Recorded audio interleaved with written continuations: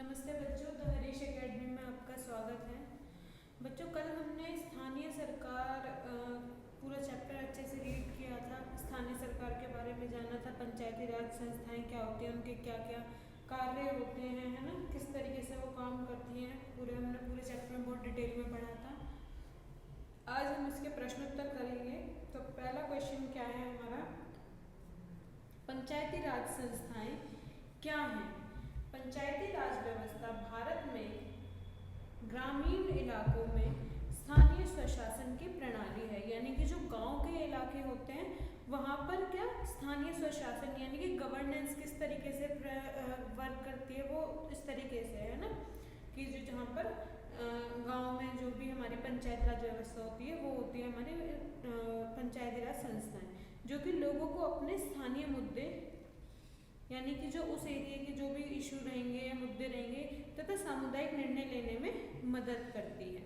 यह एक त्रिस्तरीय ढांचा है। ग्राम पंचायत गांव का स्तर हो गया, पंचायत स्तर खंड ब्लॉक स्तर यानी है ना, और जिला परिषद जिला स्तर। यानी कि जो ये हमारी पंचायती राज संस्था है, पंचायती राज व्यवस्था, इसके 3 स्तर होते हैं। कौन कौन से? जो गांव में होगी है ना वो होगी ग्राम पंचायत, पंचायत स्तर यानी कि ब्लॉक लेवल पे होगी जो खंड स्तर पे, और जिला परिषद हमारी होगी जिला स्तर पे। ठीक है, अगला प्रश्न देखेंगे, उनके क्या कार्य हैं। इनके अब कार्य देखने हमें।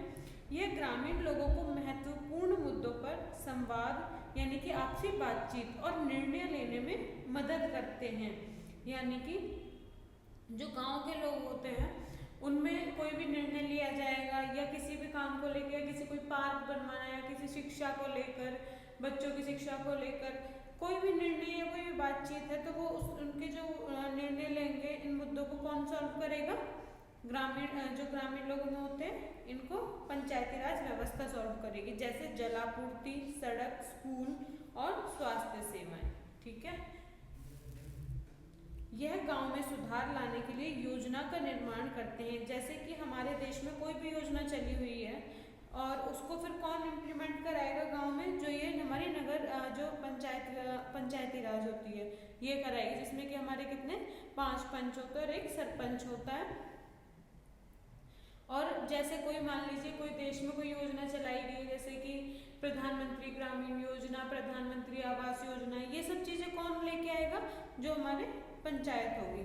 संघर्ष समाधान यानी ग्रामीणों के बीच हुए विवादों को, कोई लड़ाई झगड़ा हो जाए या कोई जमीन का विवाद हो जाए, है ना। वैसे जमीन विवाद के लिए हमारे पास कौन होता है गाँव में? पटवारी भी होते हैं, जिनके पास सारे के सारे रिकॉर्ड्स होते हैं जमीन के। तो इस तरीके के कोई भी विवाद होते हैं वो कौन करेगा? पंचायत ही सॉल्व करती है। ये महिलाओं और बच्चों सहित सभी को चर्चा और निर्णयों में भाग लेने के लिए प्रोत्साहित करती है। यानी कि ऐसा नहीं है कि ये खुद ही बैठ कर निर्णय ले लेते हैं, इसमें महिलाएं भी अपने मत प्रकट करती हैं, है ना, अपनी जो बातचीत है वो रखती हैं, और बच्चे भी अपनी राय मशवरा देते हैं। ठीक है,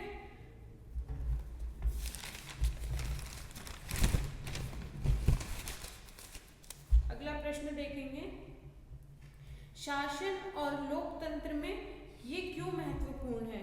क्या पंचायती राज व्यवस्था ये क्यों महत्वपूर्ण है शासन और लोकतंत्र में? तो पंचायती राज संस्थाएं महत्वपूर्ण है क्योंकि यह लोकतंत्र को लोगों के समीप लाती है। ये ग्रामीणों को अपनी राय रखने का अवसर देती है। यानी कि जो गांव के लोग होते हैं तो कोई भी निर्णय लिया जाता है तो गांव वालों को अपना निर्णय रखने के लिए ग्रामीणों को अपनी राय रखने का अवसर भी देते हैं कि उनके गांव को किस प्रकार चलाया जाए, जो कि लोकतंत्र की प्रमुख विशेषता है। इसका अर्थ है, सरकार का अर्थ सिर्फ यह नहीं है कि उनके लिए कानून बनाए, है ना। जैसे अगर हम ये सोच लें कि सिर्फ सरकार का काम ये है कि कानून बना दिए और लोग उन्हें फॉलो करते हैं, लेकिन ऐसा बिल्कुल भी नहीं है, बल्कि वो शासन में अपनी राय और जरूरतों के लिए भी आवाज उठा सकते हैं। ठीक है, अगला प्रश्न देखेंगे, क्या आप सोचते हैं कि ये पुराने मानचित्र हमारे किसी काम आ सकते हैं?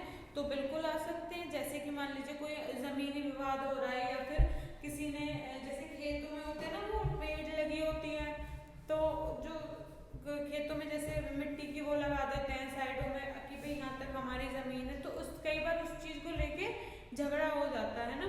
तो इन चीजों को समझाने के लिए भी पूरे मानचित्र बल्कि इसके लिए एक पटवारी नामक एक व्यक्ति भी होता है जो कि इनका लेखा जोखा अपने पास रखते हैं। तो पुराने मानचित्र अतीत और वर्तमान दोनों को समझने के लिए मूल्यवान हो सकते हैं। यदि किसी पारिवारिक या गांव के सदस्यों के बीच जमीन को लेकर विवाद हो तो पुराने मानचित्र को देखकर इसे आसानी से सुलझाया जा सकता है। राइट। नेक्स्ट क्वेश्चन देखेंगे।